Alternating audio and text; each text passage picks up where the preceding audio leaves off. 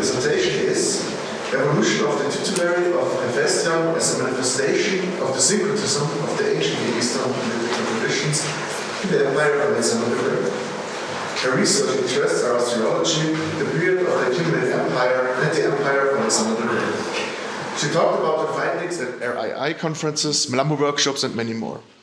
Today she will talk about reflection of titles and statuses in the hierarchy of senior officials at the Achaemenid's royal court, from Neo-Assyrian thought to early Hellenistic periods. Katharina, please, the floor is yours.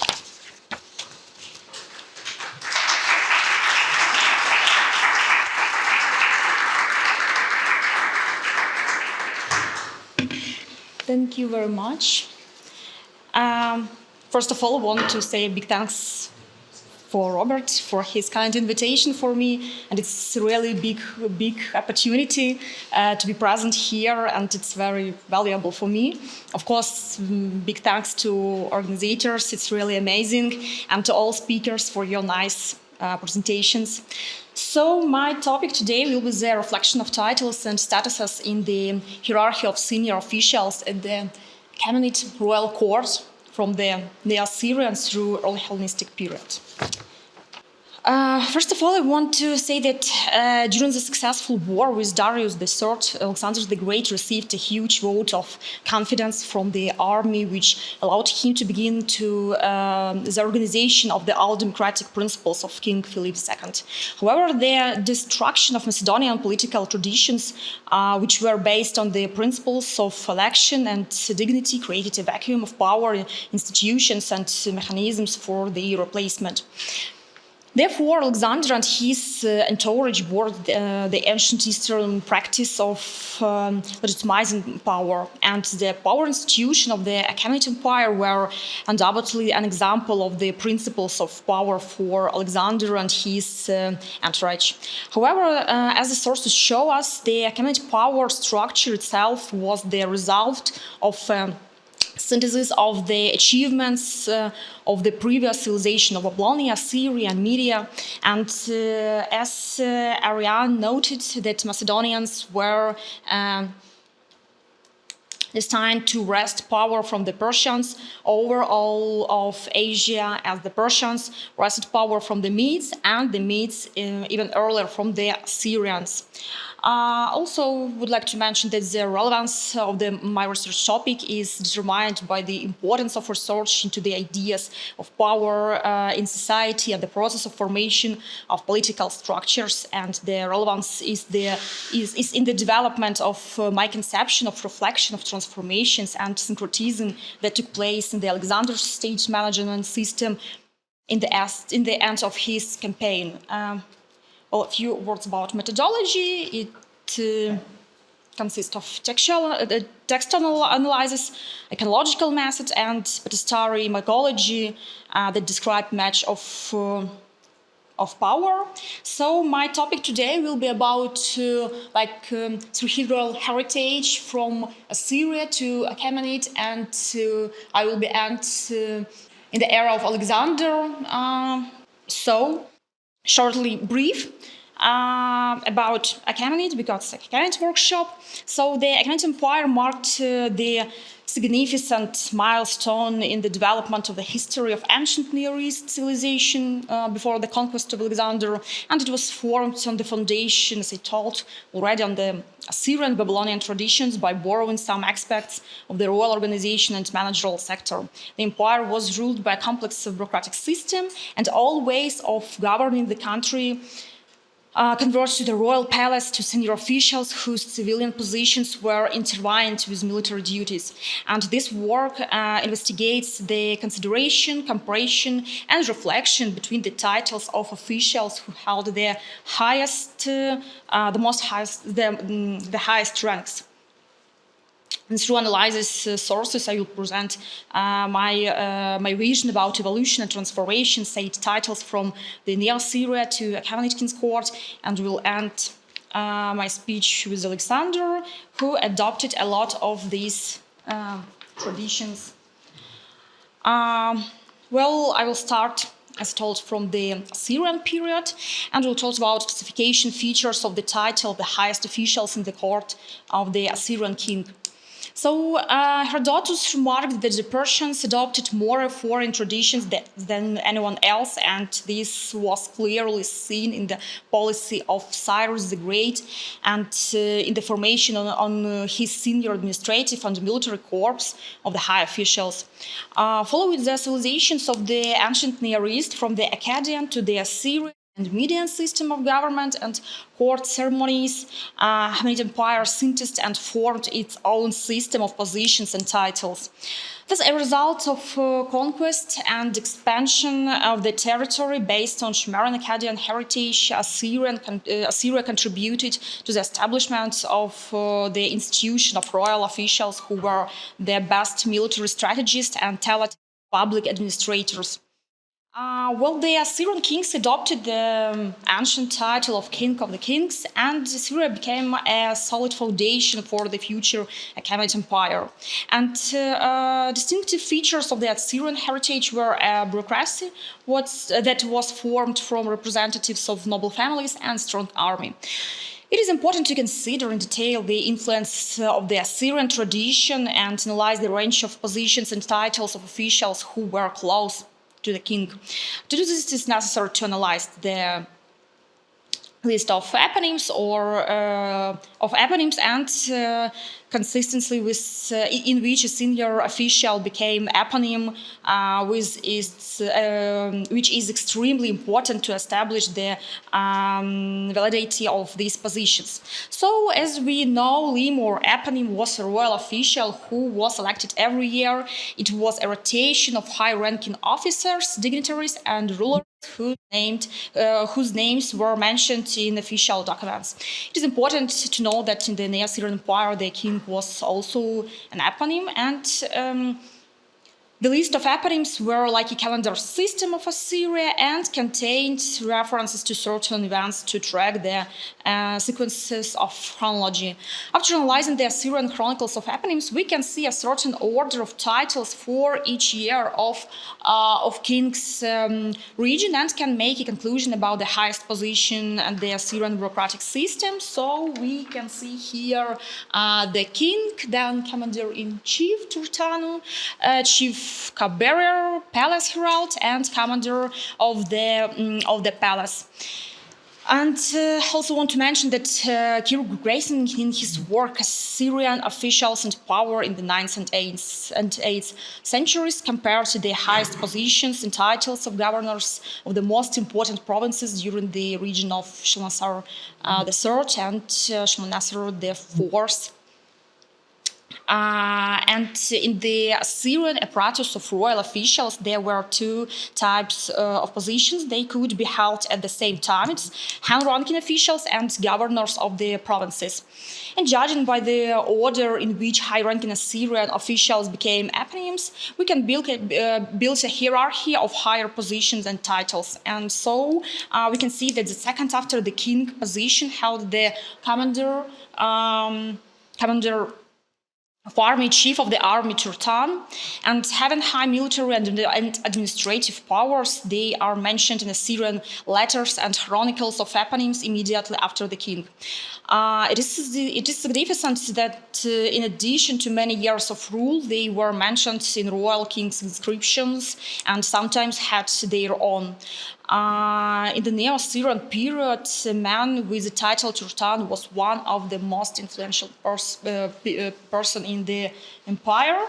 And the obelisk of the Shalmaneser III from Kalhu, there is a mention about Diana Shur. Turtan gained exceptional power and wealth, was eponym and field marshal in 853 and in 828. And King Shalmaneser III appointed Diana Shur the head of the campaign instead of himself and mentioned in his chronicle his campaigns as the leading and successful campaign of his last year in the throne. Researcher Olmsted suggested that the reason of the uprising at the end of the region of Shalmaneser III was the prominent role of Diana Shur in public administration, which didn't like king's sons. And later we talk about the dividing of this position, Turtan of the left and of the right. The next one, according to the list of eponym of Assyria, another Turtan, Shamshi-Ilu, was the supreme commander of the Assyrian army, mentioned by King on this stele, and retained his power and great influence during the region of a lot of kings: Datmir III, Shalmaneser IV, Ashurdan III, and Ashurnir V, and was eponyms 3 times. And during this period, he many times not only accompanied the Assyrian rulers on their military expeditions, but also organized and conducted his own military campaign. And from the inscription of Shalmaneser IV on the Bureaucratic stele, we know that in 773 BC, Shamshi-Ilu took part in a military expedition against the Damascus kingdom. The next one will be the stone lion, and here in this inscription, Shamshi-Ilu told about the construction of a new city near Ashur, which he called Sharinda, which translates like a king gave it to me, and he chose Tilbursi, the capital of the province of Bitadini, where he was governor at his residence. And since many references were found there with his name, including a stone line describing a victorious campaign against Urartu king. In its own inscription, Shamshi-Ilu listed all his titles: Commander-in-Chief of the Army, Grand General, Camp Leader, Commander of the Grand Army, and Governor of Hatigut and Nabri. To limit the total power of the Turtans, the king from Sargonid dynasty introduced the position of the second Turtan, Turtan of the right side and Turtan of the left side. This position divided, and according to the units of the army, they commanded to divide them in order for high-ranking officials not to abuse power. Also, from the end of the 9th century BC, Turtans owned the governorship of the province of Bitadini, which was called the province of the commander-in-chief of the army, and during the region of Sargon II, it was recalled like the province of the commander-in-chief of the left. It has been mentioned above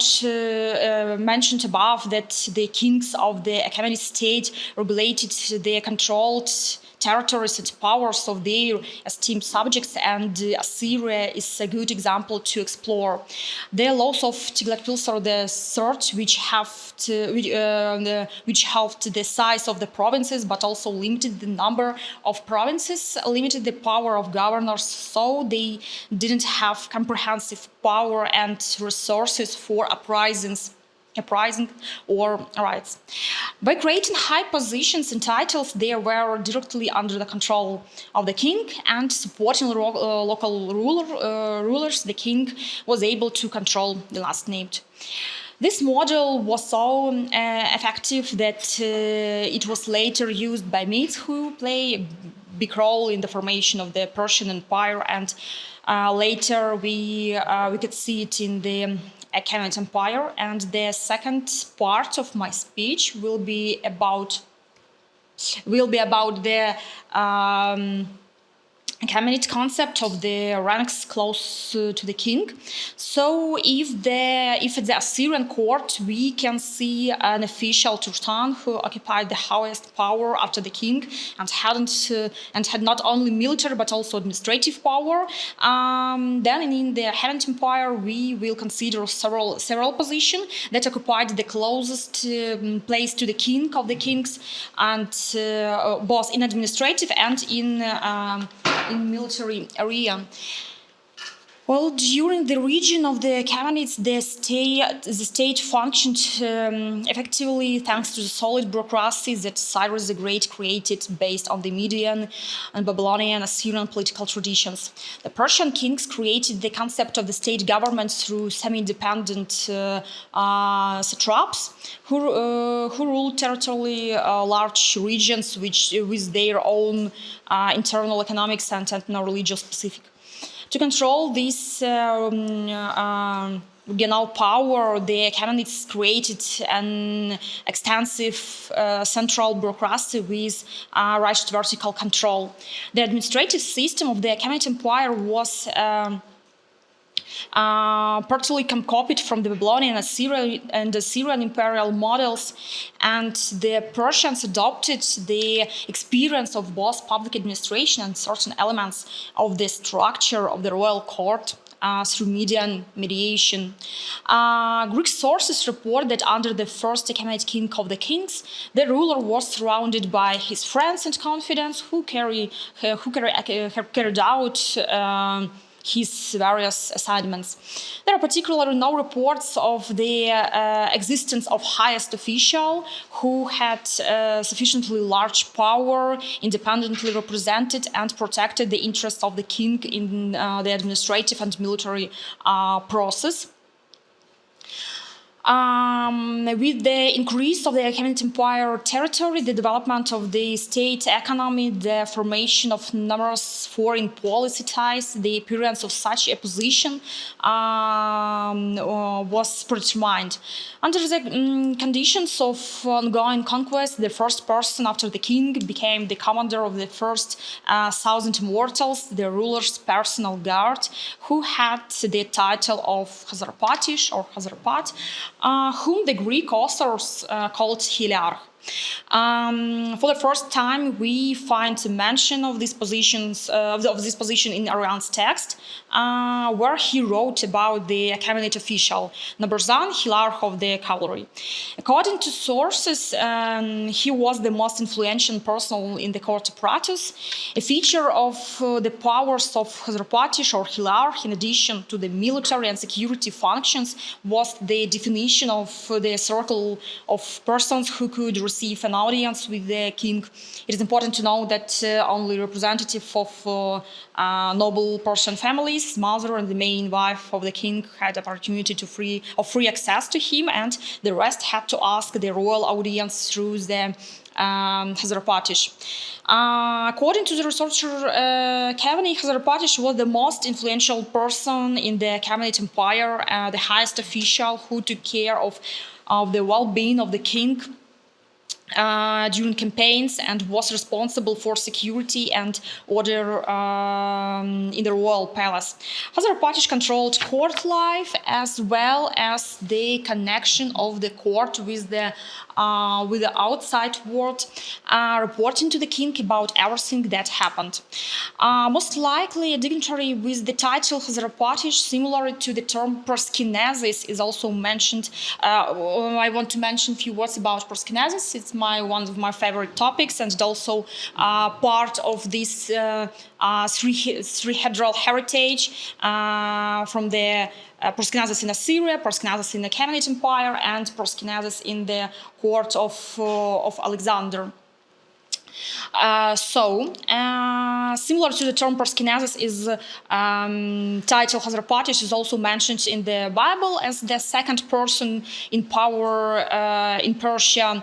In Cornelius Nepos' text, this dignitary is also listed as the second after the king, and the book of Esther says that after this, the king Artaxerxes exalted Haman. He exalted him and set his throne above all the rulers that he had. And all the servants of the king who were at the king's gate bowed down and prostrated themselves before Haman, for thus the king commanded. Also, the official title of Haman is not mentioned in the biblical text, but many researchers believe that the title of Hazarapatish was meant here, and it is important to note that the combination of court and military duties makes this position and title of the Hazarapatish very unique. This title is the most mentioned in Greek sources because it was the Heliar who always campaigned the Greek embassies, followed court etiquette and the ceremonial proskinesis.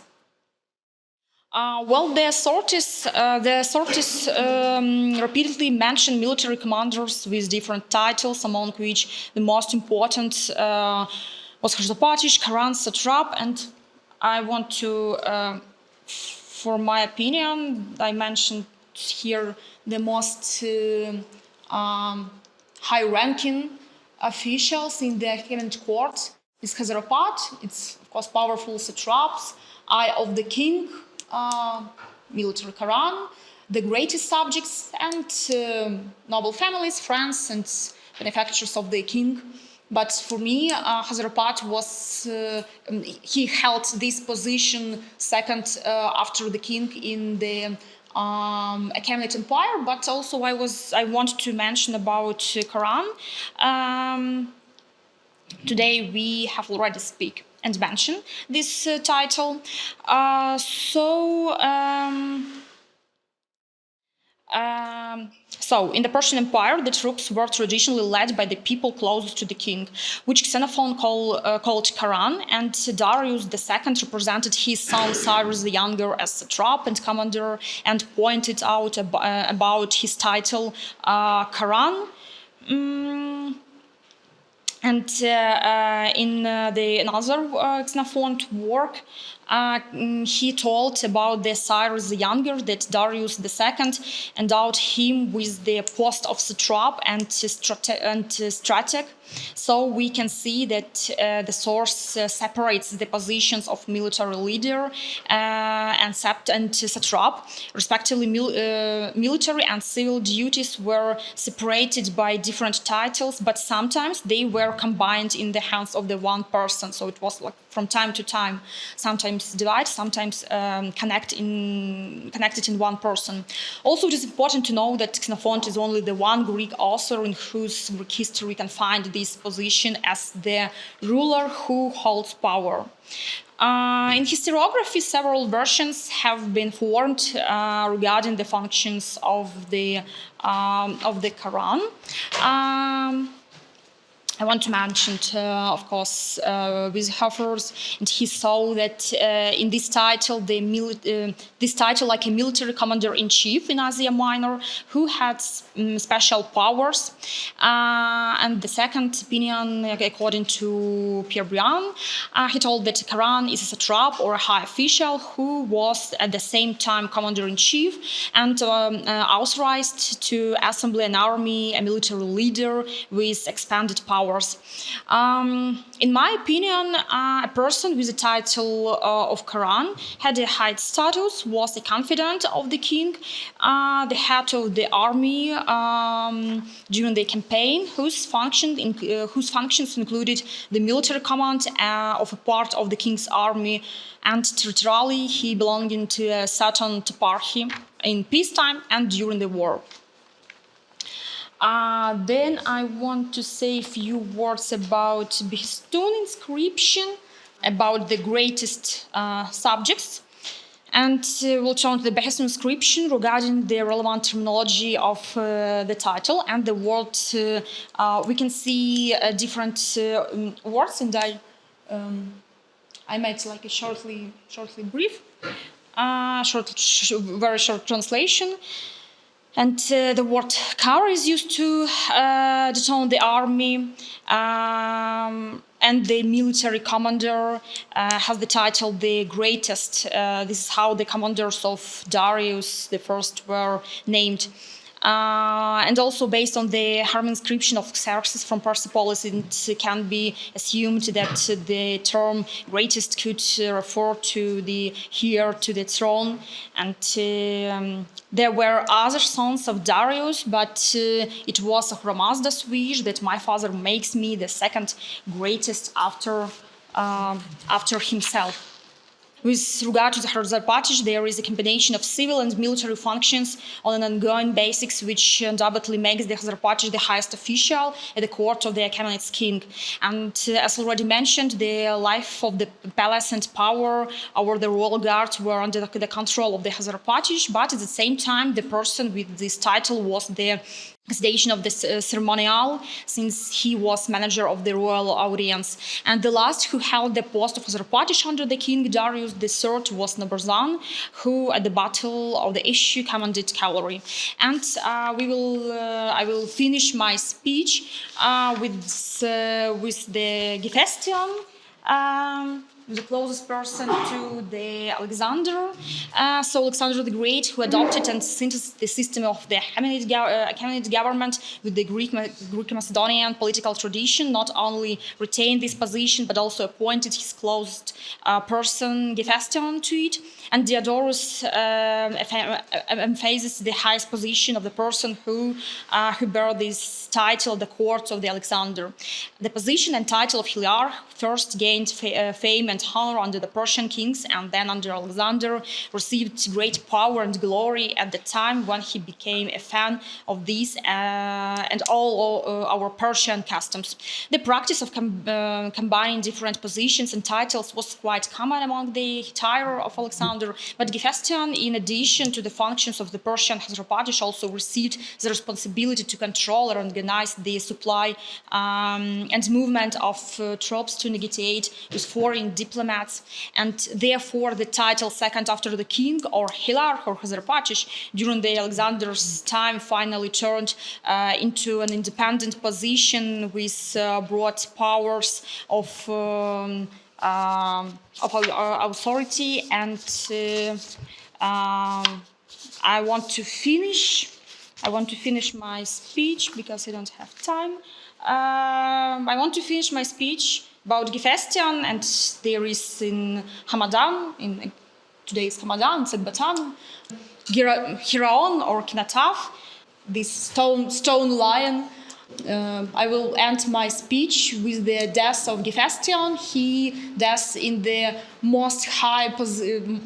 highest position in the Alexander world in the autumn in 324 BC, in this amazing and unique title of Hazarpatish. So my speech was about this line of Assyrian Turtan, then Achaemenid Hazarpatish, and Hazarpatish of Alexander of Hephaestion. So, thank you.